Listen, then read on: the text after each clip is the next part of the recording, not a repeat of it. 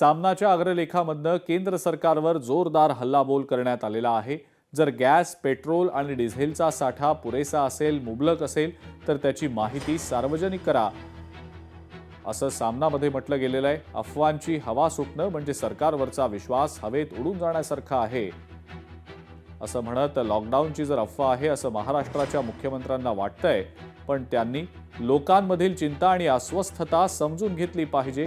राज्यात इंधनाचा तुटवडा नाही असं सांगितलं जात असून जर तुटवडा नाही तर मग केरोसिन देण्याचा निर्णय तुमच्या सरकारनं का घेतला हा प्रश्न उरतोच, असाही मुद्दा सामनात उपस्थित करण्यात आला आहे।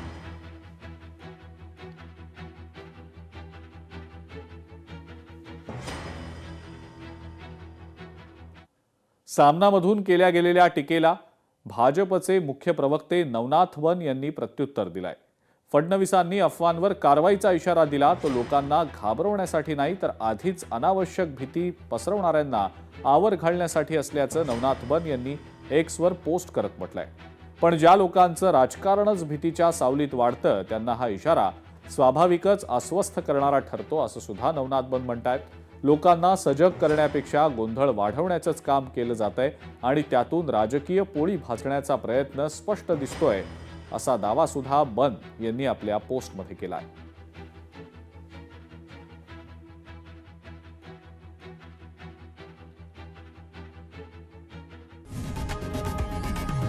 लोकशाही मराठी ऐका, पहा, जागरूक रहा।